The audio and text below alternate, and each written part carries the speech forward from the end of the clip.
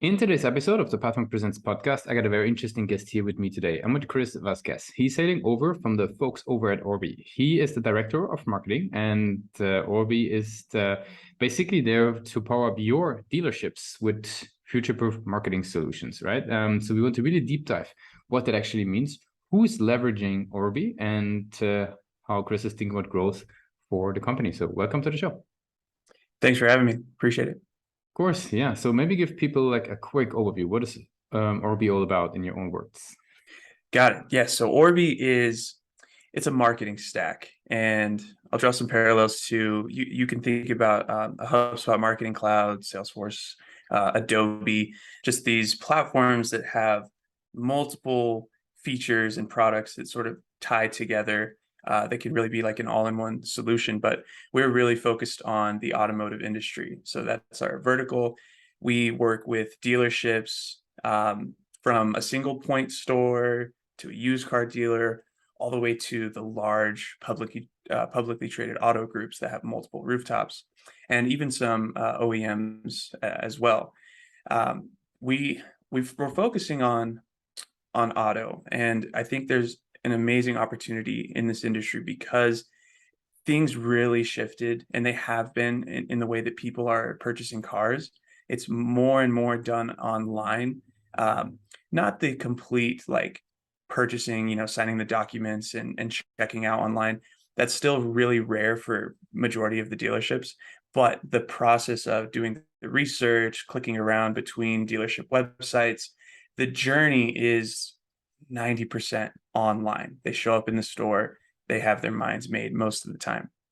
So Orbee is really this software that is installed on dealership websites, and as well as their other third-party tools, and I'll kind of touch on that later. But we're listening to what a shopper is doing, mapping out their journey, dropping them into segments so that the marketers at these dealerships know exactly who's close to buying a car or who's interested in servicing their vehicle rather.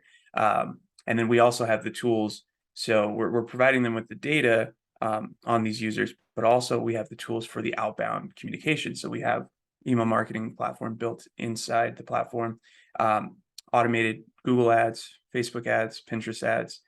We can even push this data into other vendors that they might be working with. So if they're working with a vendor that is powering OTT sort of ads, we can push all that data out to them as well. So we are sort of a one-stop shop for marketing for these dealerships. Super interesting. I mean, I recall that Google actually released a study actually quite a while ago that it says there might be actually up to 900 digital touch points, Google searches, YouTube videos, images, dealer interactions on the websites in that digital journey. So it's a massive journey that people are going through. So super interesting. So, what types of dealerships are you working with then? Like, is there a certain size that they need to have? Like, how do you sort of, what's a great fit for Orbee, basically? I think the best fit for us is dealership groups. So, a dealership that has maybe 5 to 50 locations. The cool thing is like when they have multiple websites, and they really have a brand. Because what we're seeing in the auto industry in general is that consumers are moving away from the OEM brand loyalty. They're really just looking for a great car. They're not really focused on like, I only buy Fords. So there's this opportunity for these groups that have multiple, maybe they have a couple Fords, they have some Toyota stores, they have some BMW stores. They have the opportunity to capture a customer on one website. And if they find that that customer doesn't like any vehicle they have there, they can say, hey, I can market all this other inventory at my other auto group locations and keep the same customer in my my ecosystem. So they really find value in what we do because typically they have marketing teams. Not every dealership even has a marketing person. Sometimes it's completely outsourced.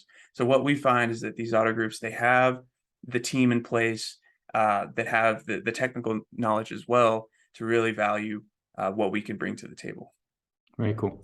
Now, how do these guys learn about Orbee? Because I mean, they're notoriously busy, right? People in those dealerships, not necessarily all day, surfing the web for blog posts. Yeah. How are these guys learning about you guys? Yeah, so that was a challenge of mine when I was starting out. Interesting enough, like I actually started off on the sales side of things because the CEO of Orbee, he's actually a mentor. I've worked with him in other startups, and he just brought me over to this one. And so I was doing a lot of outbound stuff, and I found that that wasn't really working because they get this industry especially, they get inundated with, cold emails, cold calls. So like they really have their blinders on. So when I came to the marketing side, I understood that like, man, email blasts just aren't really doing it.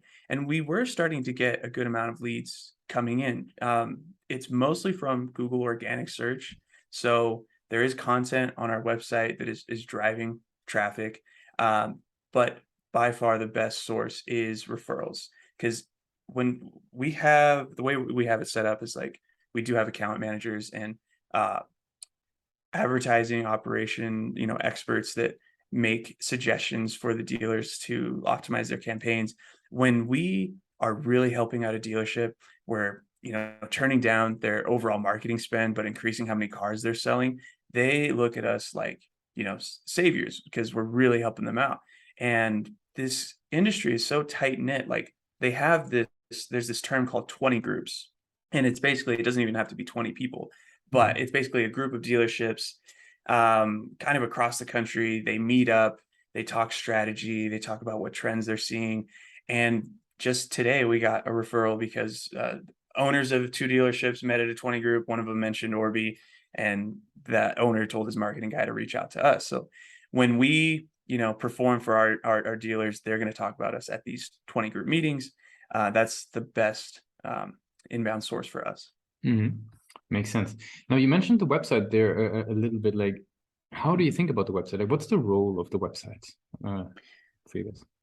So the website, it is crucial for us right now because we are really investing time in creating our own content.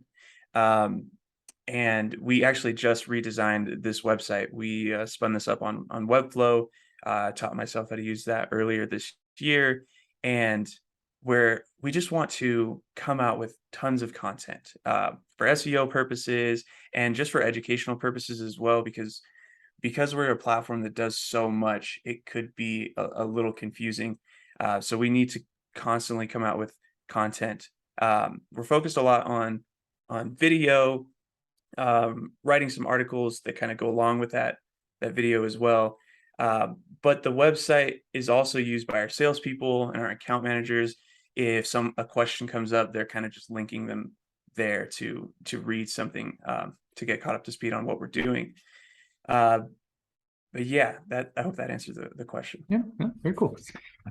Let's switch gears a little bit. I mean, we talked about what you guys are doing. We talked about the channels a bit. I would love to talk about you as a marketer a little bit. So where do you personally like to educate yourself, right? Because there's so much content out there, and it's interesting because you already mentioned, right? Some typical strategies that might work in one market. You had to think around the corner a little bit in that industry. Like, where do you get great ideas? Where do you educate yourself as a marketer? Podcasts for sure are number one. I love listening to startup founders speak. So the How I Built This podcast hosted by Vazquez, I love that one because especially like the MailChimp one was really good because they talk about how they're starting off and what they did to actually achieve like growth, like and scale. So I always find those interesting. And I get a lot of newsletters as well. So HubSpot, marketing newsletters, I read those a lot. And just LinkedIn, I follow a lot of like marketing millennials. So I'm always just kind of picking up on like what people are trying. But there is a balance though. I have to sort of remind myself that like there's a lot of noise and it's different industries and you can get kind of inundated and want to try so many different things. But at the end of the day, I'm in a very unique industry with a very unique company. And so I kind of have to make my own path a lot of the times. Very cool. I got some rapid fire questions to wrap it up for today. Are you ready for those? Absolutely. Let's do it. Very cool. What's the last book that you read? 48 Laws of Power by Robert Greene. What's the one single thing that your company is focused on the most at the moment? bringing new technology that the automotive industry has not used before in the past. If there would be no boundaries in tech, what's the one thing that you would fix for your role in marketing in your industry? Oh, I think we're getting close to this, but I would love to speak in or type in a prompt for like a video, and it just completely edits it, finds all the assets if I don't upload them already, that sort of thing. And for the very last question, I'd like to do a little bit of time travel, right? Let's go back to the days of California State, right? So you're heading out of formal education into the world of business. What's the one advice you would give yourself for your journey? Man, I would probably tell him to